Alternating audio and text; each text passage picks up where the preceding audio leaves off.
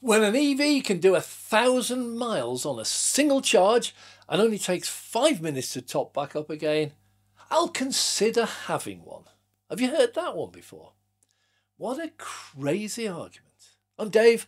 Welcome to Dave Takes It On. And we're just going to have a shallow dive into this one because the claim is so ludicrous that it doesn't deserve any more. So let's go back to petrol cars. I don't know if anyone's ever worked it out. It's not something that we do. But how far will your car go on a full tank of petrol? And if you ask that question to someone who asks you how far will an EV go, you usually get the answer, I don't know. I can get 50 to the gallon or whatever it is. They have no idea the size of the tank versus number of miles per gallon and the range of the car. And that's because it's not an important question to them. How far can I go?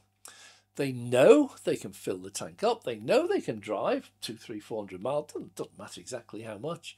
But they know when it's starting to run low, they'll pull into a garage and they'll top it up again. On a long journey, if you're doing a 6, 7, 8 hour road trip, you cannot drive 6, 7 or 8 hours without stopping. If you try that, you're in absolute danger to people on the road because they say you get tired, you get blood sugars and all sorts of things going down. It's really a bad thing to do. What you should do is stop every couple of hours just for a break, stretch your legs, stretch your back, go and have a cup of coffee, take a toilet break, and then go back on the road.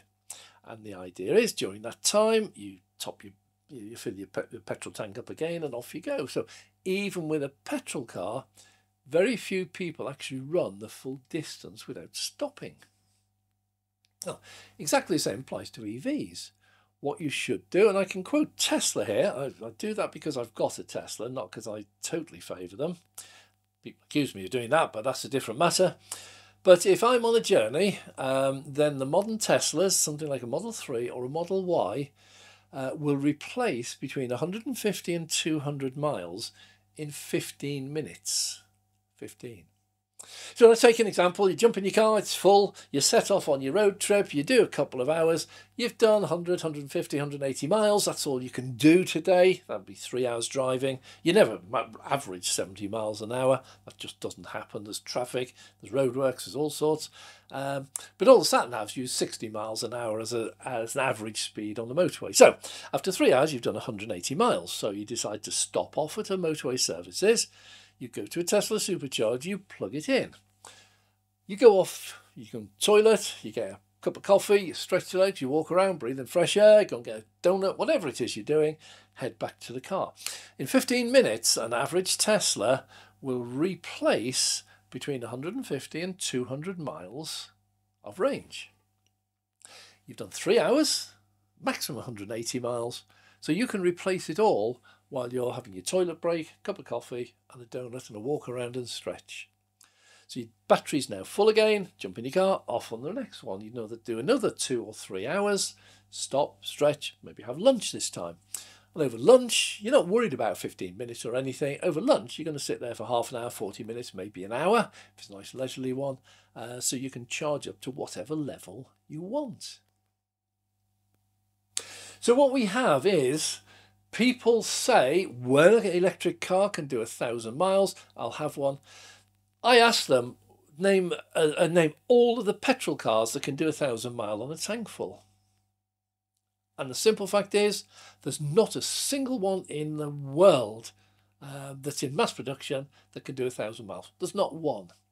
Some of them, for example, a Mustang, muscle car over in America, these have a V8, 4.8 litre petrol engine with multiple barrel carbs, all sorts of stuff. They have a stated range, if you look on the sales ticket, of about 14 miles per gallon in town driving and anything up to 20 miles per gallon out on the road. And if you check the size of the tank, they're around about 13, 14 gallons. In plain English, one of those, which they love over in the States, will do you about 150 to 200 mile on a full tank. That's it. So where did this 1,000 mile come from? Well, the simple fact is, the 1,000 mile is just an excuse not to buy one at the moment. It's just telling you, can't afford one, don't want one, but I've got to have a good excuse why I'm not having one. Otherwise, it'll look like I can't afford one. No petrol car will get anywhere near 1,000 mile range, so that's just ludicrous to start with. So let's get rid of that. There is a very sensible argument for making EVs which have smaller batteries and shorter range. Oh, whoa, I know what people are saying now. You're crazy? No. Let me explain my thinking behind this. Is in the UK, the average driver does 20 miles a day. That's it. 8,000 miles a year, 140 a week, 20 miles a day. 20 miles a day. You've got a battery, you can do 300 miles. It just means you don't need to fill it up for probably a week, week and a half. That's fine. But you're carrying around a huge battery and motors and everything else, and bigger brakes because it's heavy, bigger suspension because it's heavy. You're carrying around all of this weight. Statistic just out of Tesla. Tesla monitor everything. Big Brother gone mad, but they monitor everything, and they monitor all their Tesla cars. There's 4 million of them on the road. And when they look at when a Tesla car will charge, they found out the vast majority of people charge at home, absolutely, but the vast majority of people charge when their car has done 62 miles. That's it. Now, some people will run it almost flat and charge up. Other people will top it up every night when they get home, just a couple of miles. But the average when they top up is 62 miles. So why, if you're doing that, do you need a whopping big battery, which is 80 kilowatt hours and will take you 400 miles? And the simple answer is you don't. What we're seeing now over in China is the rise of the super minis, the super tiny cars. Now, some of them, like the Houten, you'd never get them in this country. They are death traps. There's no safety, no airbags. I don't even know if they've got seat belts. So there's nothing there, no padding, nothing.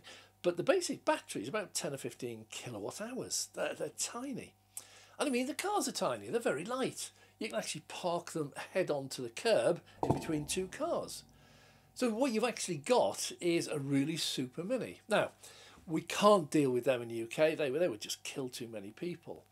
But BYD is now launching their super mini. It's coming out at about $8,000. And this is the size of a Vauxhall Corsa. It's got a tiny little battery in it. Probably good for about 200 miles, that's all. 150 maybe. But I don't think you need even that. Because if you can charge it at home, all you need is 20 or 30 mile range, so you can put a really small battery in. It's very light. The suspension's much lighter and cheaper. The brakes much lighter and cheaper. The whole thing is much lighter and cheaper. Your battery is no longer the biggest cost in the car. So you could have what we call the super minis now. Now, we did have a go at this back in the 70s in the UK, and some of you will remember Reliant Robins. These were really lightweight cars. Didn't catch on. They were not the most stable of vehicles. They weren't that bad. Went up. If you wanted a GT version, they had something like the Bond Bug. We had the Bubble cars. We had Sinclair with his C5. We have tried in this country in the past, 50 years ago, to get these super little mini cars in, and they never caught on. But with congested roads, with the price of everything going up, there is a real place, a real market now for these super little minis. Round about £8,000 to £10,000. That's all you need.